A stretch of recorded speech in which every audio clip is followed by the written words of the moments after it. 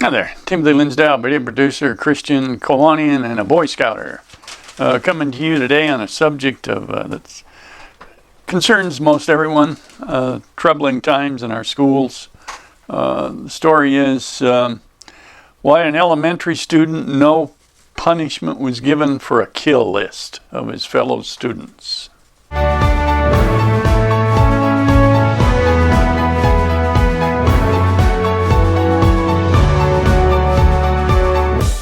Okay, what is this going on in here? It says, what to do when young student issues threat. Well, we've heard an abundance of stories with the school shootings and the great concern someone has when a kid does something like this. We're talking about a 7-year-old kid they discovered was putting names on a kill list that he had made, a kill list. The first thing I thought when I saw that was, how would a 7-year-old know what a kill list is? Where did that come from? But it's the real kerfluffle that happened here, of course, afterwards, is the mother of one of the students that was on that list was very upset because this young student that had made the kill list was still in class, had not been suspended, and seemingly not punished for this thing at all. And this is what the story is about. The school district provided intervention services to the student. That's what the school district said they did. The school's response didn't satisfy the mother, as that student was still there with seemingly no consequences. She wanted to have her daughter transferred from that class for her safety. She was not satisfied, so she says, the mother said, I feel bad for him. I think he needs help. And but I feel like the school district's brushing it off. But the story goes on. You begin to understand what the school is doing or has to deal with. Such threats are greatly create great concern in today's world. And school officials, they have to have a balance between the student being threatened and the student threatening. Okay? It says keep in mind that these are elementary students. And that's the possibility. Like I said, what does a kid know what kill list is at 7th grade? The issue is how to properly address school threats. It says a common job for schools in recent years, even in elementary, for school district, is balancing the reaction. In fact, school districts have hired emergency preparedness and security managers for their schools. Okay, well, I recall when I was a kid, I don't remember any kill lists or any threats or anything like that being 7 years old. I just wanted to go out for recess. But as time went on, you got older and things could get more serious with teenagers. We used to have a paddle on the wall, and we used the paddle on those who went over the bounds. I'm sure we did that today, we would have a war.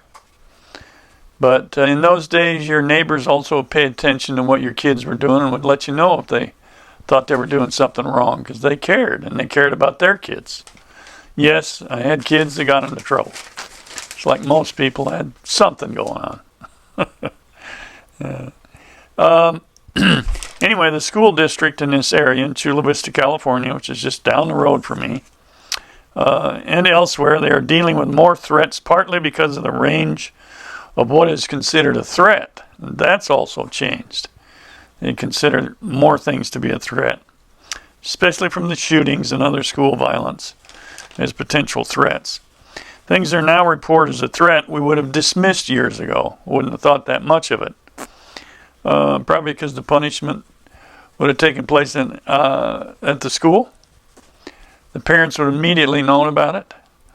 Maybe even the neighbors. Like I said, neighbors and parents working together to raise a community of kids. That was the way it was. It wasn't unusual.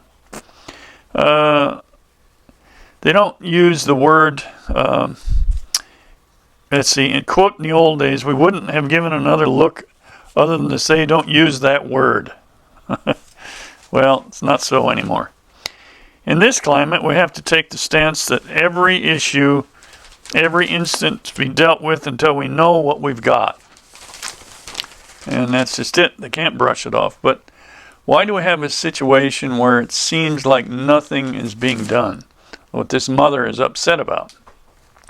What's creating that issue? Talk about that. Now, consider children who make threats, maybe have issues at home or in their communities that is confusing them, and that outgrowth from that is a reaction to something they can't control. And that's what psychologists, psychiatrists say. Threats can be a youth's attempt to control what's happening around them. It's an unusual thing and should be taken seriously for kids to put somebody on a kill list, of course. Now, simply suspending or otherwise punishing a student making a threat is not likely to help. It's for one thing to worry that the student would be at home fuming about this and possibly go ahead and do something. The school districts and psychologists, psychiatrists see now is it's better to have them in school to be cared for, looked at,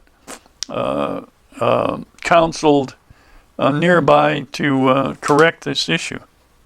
Or close contact to the student is what they call it. Overreacting to certain threats can end up negatively labeling the youth. And more stress for not only that person, but the other students around him. And that's a big part of their argument. It says, perhaps a threat may have come from a place of anger or frustration. Supporting youth will lead to a better outcome instead of punishing and penalizing them. I'm sure we could argue about that issue forever. As in my day, swift punishment was sure, and we moved on. But I agree, it's a complicated world we live in. I worked in after-school programs for almost 10 years, producing videos for programs and support and training and promotion.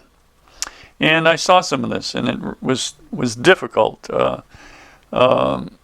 Troubled children would start acting out, and the whole thing would be blown up in quick fashion. But it's a different world. A student makes the threat doesn't necessarily mean the student will actually hurt somebody. People make threats all the time without meaning it, and of course that's the difference between a kid and an adult, possibly. And their key to properly assessing school threats is having a multidisciplinary team.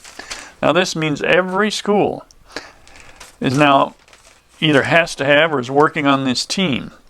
And let me find how many people are on these teams. Their team often includes a school administrator, a counselor, a psychologist, a social worker, or police officer. And remember, all these people have to be paid to be there and to make these decisions.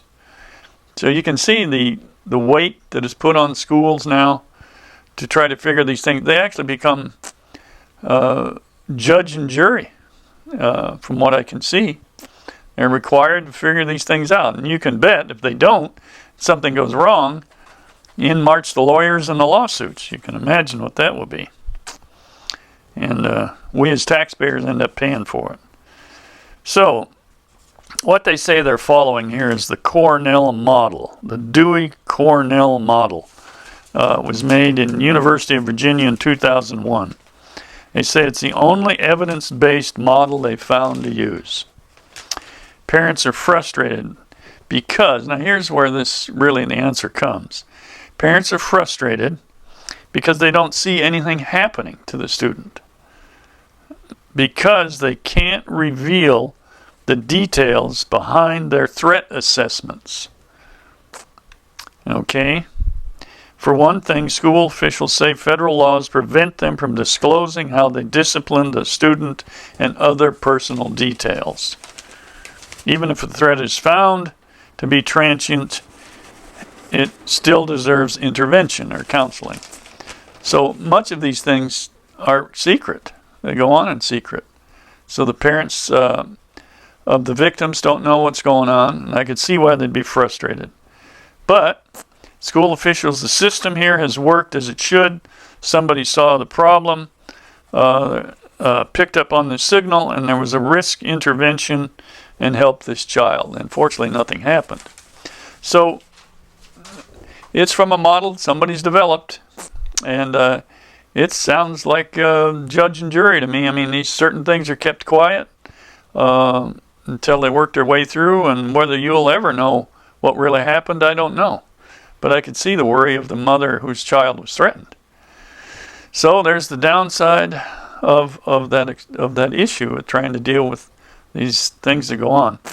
It's just like in my day, carrying a pocket knife to school was nothing. Every kid, especially Boy Scouts, carried pocket knives. They were trained to use them. Well, you get a pocket knife in school now, and you're in trouble. But it's a different world. And maybe that'll help you understand why it seemed like these kids aren't being punished or suspended. You can't suspend a kid, I think, in California now at all. The other side of that coin is, like in San Francisco, where petty crime is not even hardly paid attention to by police, so now petty crime is rampant. Is that part of that? Maybe. Well, there you go. Like and comment on my videos, subscribe to my channel, and do your best to get out there and make it a great day.